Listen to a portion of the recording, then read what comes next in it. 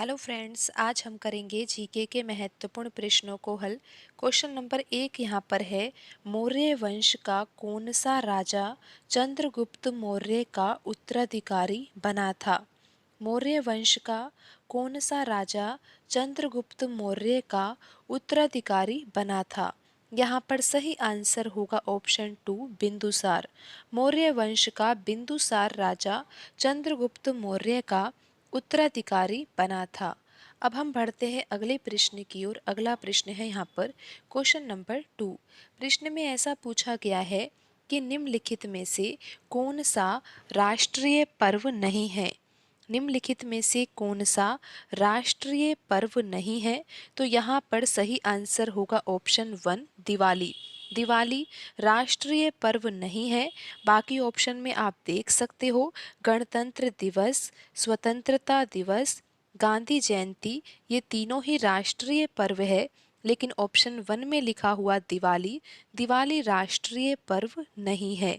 अब हम बढ़ते हैं अगले प्रश्न की ओर। अगला प्रश्न है यहाँ पर क्वेश्चन नंबर 3 है, प्रसिद्ध चीनी बौद्ध तीर्थयात्री फाहियान निम्नलिखित में से किस गुप्त शासक के शासनकाल में भारत आए थे। प्रसिद्ध चीनी बौद्ध तीर्थयात्री फाहियान निम्नलिखित में से किस गुप्त शासक के शासनकाल में भारत आए थे। सही आंसर होगा ऑप्शन 1 चंद्रगुप्त द्वितीय।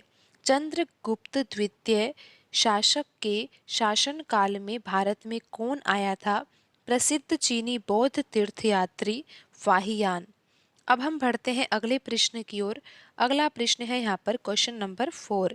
प्रश्न में ऐसा पूछा गया है कि 1540 में कन्नौज की लड़ाई में निम्नलिखित में से किसने मुगल सम्राट हुमायूं को पराजित किया था। 1540 में कन्नौज की लड़ाई में निम्नलिखित में से किसने मुगल सम्राट हुमायूं को पराजित किया था। यहाँ पर सही आंसर होगा ऑप्शन 2 शेर शाह सूरी। शेर शाह सूरी ने 1540 में कन्नौज की लड़ाई में मुगल सम्राट हुमायूं को पराजित किया था। अब हम बढ़ते हैं अगले प्रश्न की ओर। अगला प्रश्न है यहाँ पर क्वेश्चन नंबर 5। प्रश्न में ऐसा पूछा गया है कि प्रसिद्ध लेखक सलमान रुश्दी का पहला प्रकाशित उपन्यास निम्नलिखित में से कौन सा है। प्रसिद्ध लेखक सलमान रुश्दी का पहला प्रकाशित उपन्यास निम्नलिखित में से कौन सा है। सही आंसर है यहाँ पर ऑप्शन 1 ग्रीमस। अब हम बढ़ते हैं अगले प्रश्न की ओर। अगला प्रश्न है यहाँ पर क्वेश्चन नंबर 6 है, कान्हा राष्ट्रीय उद्यान किस राज्य में स्थित है। तो यहाँ पर सही आंसर है ऑप्शन 1 मध्य प्रदेश। अब हम बढ़ते हैं अगले प्रश्न की ओर। अगला प्रश्न है यहाँ पर क्वेश्चन नंबर 7। प्रश्न में ऐसा पूछा गया है कि हरित क्रांति के दौरान भारत ने किस देश से गेहूं के बीज का आयात किया था। हरित क्रांति के दौरान भारत ने किस देश से गेहूं के बीज का आयात किया था। तो यहाँ पर सही आंसर है ऑप्शन 4 मैक्सिको। हरित क्रांति के दौरान भारत ने मैक्सिको देश से गेहूं के बीज का आयात किया था। अब हम बढ़ते हैं अगले प्रश्न की ओर। अगला प्रश्न है यहाँ पर क्वेश्चन नंबर 8।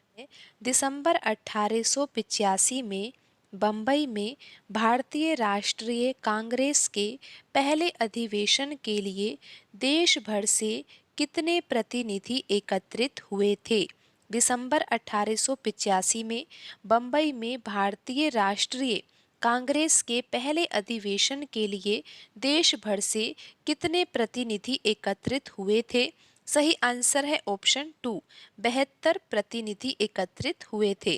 अब हम बढ़ते हैं अगले प्रश्न की ओर। अगला प्रश्न है यहाँ पर क्वेश्चन नंबर 9। प्रश्न में ऐसा पूछा गया है कि निम्नलिखित में से उस प्रथम गुर्जर प्रतिहार शासक का नाम बताइए। निम्नलिखित में से उस प्रथम गुर्जर प्रतिहार शासक का नाम बताइए जिसने अरब आक्रमणकारियों को सफलतापूर्वक पराजित किया था। निम्नलिखित में से उस प्रथम गुर्जर प्रतिहार शासक का नाम बताइए जिसने अरब आक्रमणकारियों को सफलतापूर्वक पराजित किया था। यहाँ पर सही आंसर होगा ऑप्शन 1 नागभट्ट प्रथम। अब हम बढ़ते हैं अगले प्रश्न की ओर।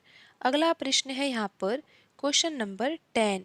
प्रश्न में ऐसा पूछा गया है कि निम्नलिखित में से किस स्थान पर महापरिनिर्वाण बुद्ध के अवशेष मिले थे। यह वह स्थान है जहां पर 6.1 मीटर लंबी शयन मुद्रा में बुद्ध की प्रतिमा का निर्माण किया गया है। निम्नलिखित में से किस स्थान पर महापरिनिर्वाण बुद्ध के अवशेष मिले थे। यह वह स्थान है जहां पर 6.1 मीटर लंबी शयन मुद्रा में बुद्ध की प्रतिमा का निर्माण किया गया है।